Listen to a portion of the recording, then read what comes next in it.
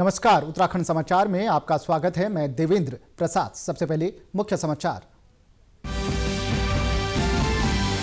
प्रधानमंत्री नरेंद्र मोदी ने आज शाम कोविड टीकाकरण को लेकर सभी राज्यों के मुख्यमंत्रियों से किया संवाद। कहा, अगले चरण तक अभियान में 4 नई वैक्सीन भी होंगी शामिल।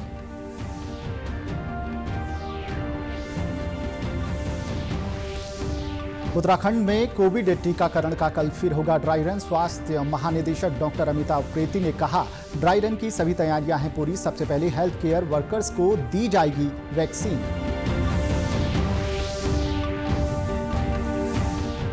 ऋषिकेश रेलवे स्टेशन पर आज से ट्रेनों का संचालन हुआ शुरू। सुबह 10:30 बजे पहली ट्रेन जम्मू तवी एक्सप्रेस का लोगों ने किया स्वागत। रेल मंत्री पीयूष गोयल ने स्टेशन पर तैयारियों का किया निरीक्षण। और बर्ड फ्लू को लेकर कुमाऊं के तराई पूर्वी वन प्रभाग में ड्रोन के जरिए जलाशयों की हो रही है निगरानी। स्वास्थ्य महानिदेशक अमिताभ प्रेती ने कहा, अब तक की जांच रिपोर्ट में बर्ड फ्लू की नहीं हुई है पुष्टि। अब समाचार विस्तार से। प्रधानमंत्री नरेंद्र मोदी ने आज शाम वीडियो कॉन्फ्रेंसिंग के जरिए सभी राज्यों के मुख्यमंत्रियों से बातचीत की। इस दौरान कोविड-19 की स्थिति और दुनिया के सबसे बड़े टीकाकरण अभियान पर चर्चा की गई।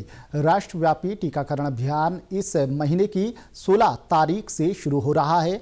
मुख्यमंत्रियों से बातचीत में प्रधानमंत्री ने कहा कि सभी राज्यों ने कोरोना से लड़ाई में बड़ी भूमिका निभाई है। उन्होंने बताया कि जिन 2 वैक्सीन को आपात स्थिति में इस्तेमाल की इजाज़त मिली है, दोनों ही स्वदेशी हैं। प्रधानमंत्री ने कहा कि वैक्सीनेशन के दूसरे चरण में हमारे पास कुछ और नई वैक्सीन आ जाएंगी, जिससे स्थिति बेहतर होगी। 16 जनवरी से हम दुनिया का सबसे बड़ा टीकाकरण अभियान शुरू कर रहे हैं। ये हम सभी के लिए गौरव की बात है कि जिन 2 वैक्सीन को इमरजेंसी यूज ऑथराइजेशन दिया गया है, वो दोनों ही मेड इन इंडिया है। इतना ही नहीं, 4 और वैक्सीन प्रोग्रेस में है। सेकंड पार्ट इसका जो है, जो हम 50 से ऊपर वालों के लिए जाने वाले हैं, तब तक शायद हमारे पास और भी कुछ वैक्सीन आने की संभावनाएं हैं। भारत के औषधि महानियंत्रक ने 2 टीकों कोविशील्ड और कोवैक्सीन के आपात इस्तेमाल को मंजूरी दी है। कोविड-19 का टीका लगाने में स्वास्थ्य कार्यकर्ताओं और अग्रिम पंक्ति के कर्मचारियों को वरीयता दी जाएगी, जिनकी संख्या करीब 3 करोड़ है। इसके बाद 50 वर्ष से अधिक आयु के लोगों और सह बीमारियों से पीड़ित 50 वर्ष से कम आयु के व्यक्तियों को टीका दिया जाएगा, जिनकी संख्या करीब 27 करोड़ है।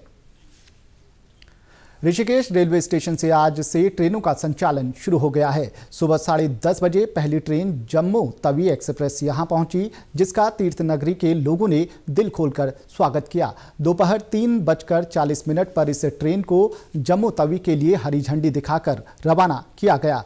ऋषिकेश से रेलगाड़ियों का संचालन शुरू होने की पूर्व संध्या पर केंद्रीय रेलवे मंत्री पीयूष गोयल ने रेलवे स्टेशन पहुंचकर तैयारियों का निरीक्षण किया। इस दौरान विधानसभा अध्यक्ष प्रेमचंद अग्रवाल मौजूद रहे। विधानसभा अध्यक्ष ने रेल मंत्री से 4 धाम के नाम पर ट्रेनों का नाम रखने की मांग की। हमारे यहाँ चूंकि 4 धाम यहाँ पे हैं और जिस प्रकार से हेमकुंड गुरुद्वारा के नाम से हेमकुंड एक्सप्रेस है, तो मैंने आग्रह किया है कि 4 धामों के नाम से हमारी जो ट्रेन यहाँ पे आ रही है उनका नाम रखा जाए।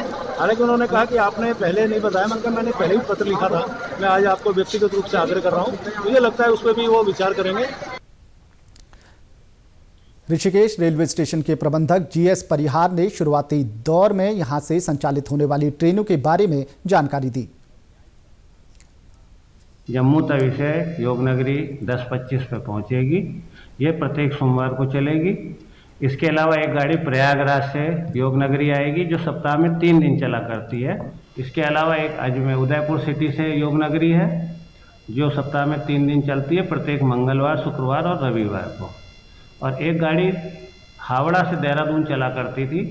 पूर्वांचल वालों के यहाँ बहुत यात्री हैं, उनकी सुविधा को देखते हुए अब वो गाड़ी देहरादून के बजाय योगनगरी ऋषिकेश से चलेगी।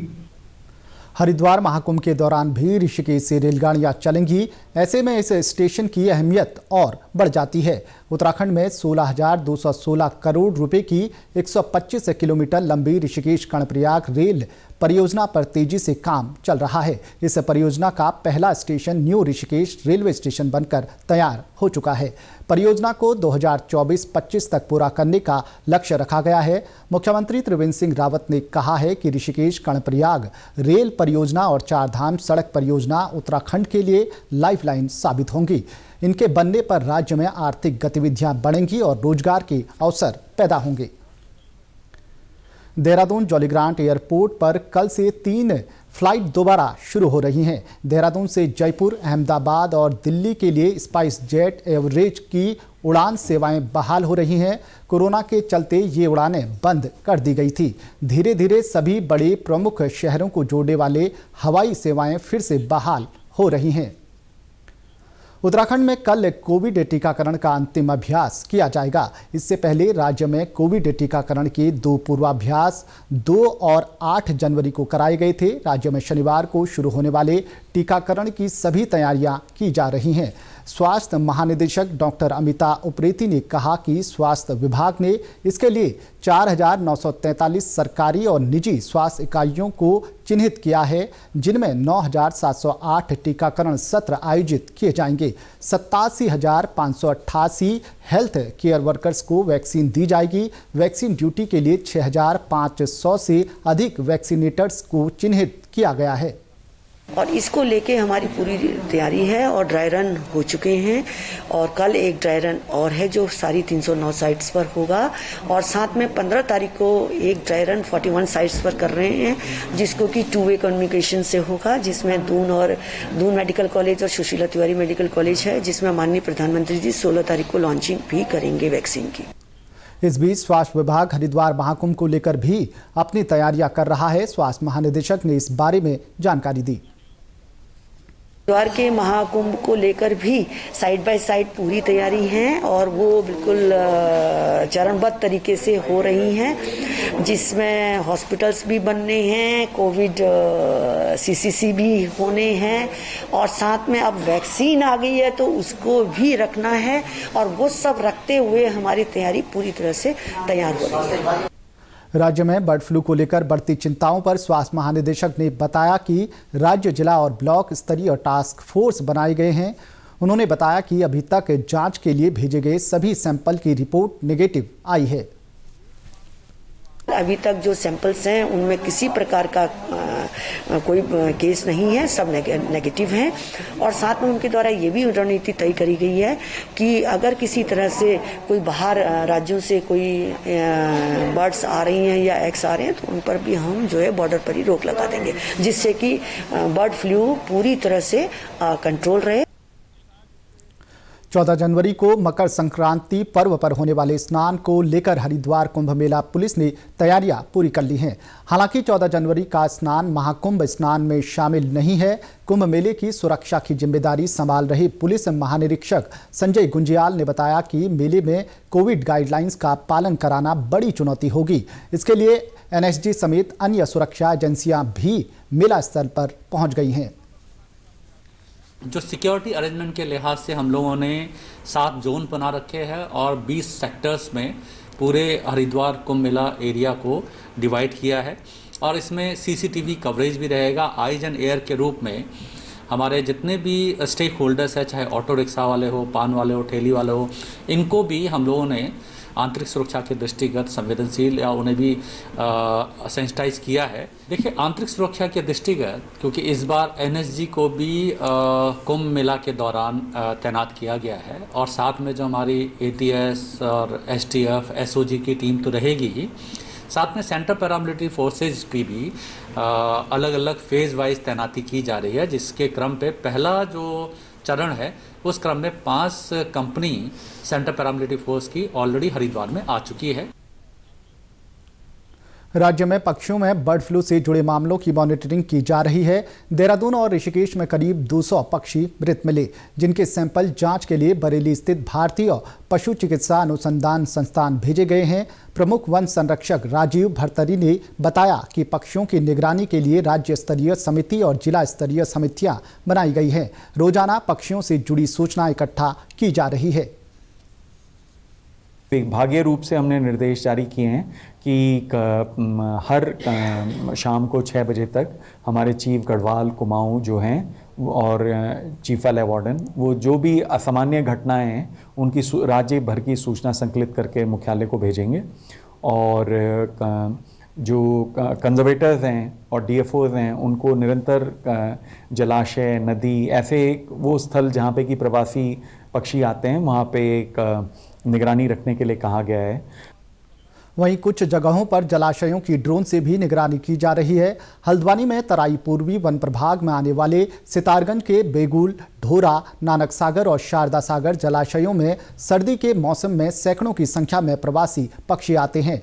डीएफओ संदीप कुमार ने बताया कि इन जलाशयों और वेटलैंड्स की ड्रोन के जरिए निगरानी की जा रही है।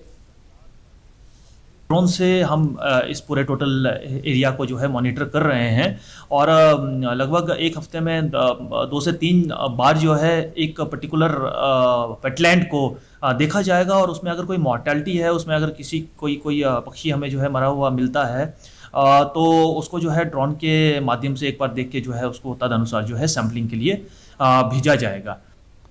केंद्र सरकार ने बर्ड फ्लू को लेकर सभी राज्य सरकारों को दिशा निर्देश जारी किए हैं। आम लोगों से अपील की गई है कि मृत पक्षी मिलने की सूचना तुरंत वन विभाग या पशुपालन विभाग को दें, साथ ही इन पक्षियों से दूरी बनाए रखें। उत्तरकाशी में 2 नई पुलिस चौकियां खोली जा सकती हैं। उत्तरकाशी दौरे पर आए पुलिस महानिदेशक अशोक कुमार ने कहा कि जिले की सीमा पर स्थित धोत्री में पुलिस चौकी की जरूरत है। वहीं केदार कंठा में देश विदेश से पर्यटक आते हैं, यहां पर भी पुलिस चौकी खोलना जरूरी है। डीजीपी ने आज स्थानीय पुलिसकर्मियों के साथ जन प्रतिनिधियों से बात की और बेहतर कानून व्यवस्था के लिए उनके सुझाव लिए। ये समझ आया कि 2 तो यहाँ चौकियाँ खोले जाना बहुत ज़रूरी है, केदारकांठा और धोत्री। तो वो हम प्रयास करेंगे उसको जल्दी से जल्दी शासन से अप्रूव कराया जाए। और बाकी जो लोगों के सहयोग से ट्रैफिक की समस्या, साइबर क्राइम की समस्या और ड्रग्स की समस्या, इन तीनों पे लोगों के सहयोग से जन जागरूकता भी बढ़ानी है और उसमें हमें एनफोर्समेंट भी बढ़ाना है, जिससे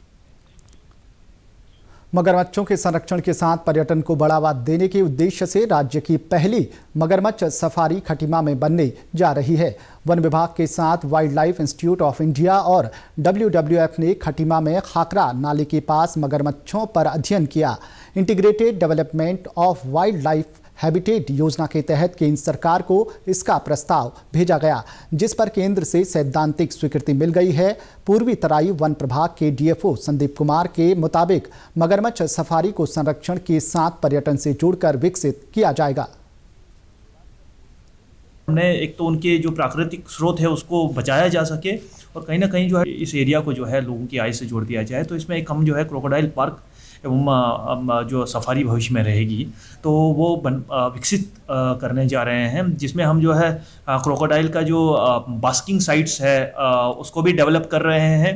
वो अपने उस पर्टिकुलर स्रोत से बाहर ना जाए उस हेतु जो है हम उसमें जो है चेन लिंक फेंसिंग आदि दीवार आदि जो है वो बना रहे हैं।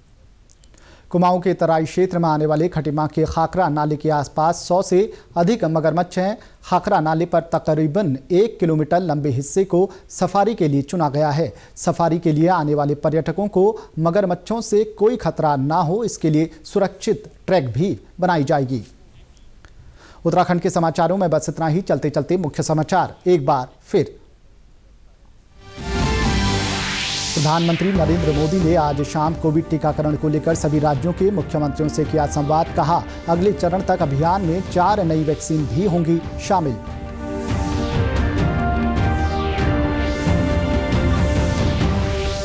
उत्तराखंड में कोविड टीकाकरण का कल फिर होगा ड्राई रन। स्वास्थ्य महानिदेशक डॉक्टर अमिता उप्रेती ने कहा, ड्राई रन की सभी तैयारियां हैं पूरी। सबसे पहले हेल्थ केयर वर्कर्स को दी जाएगी वैक्सीन।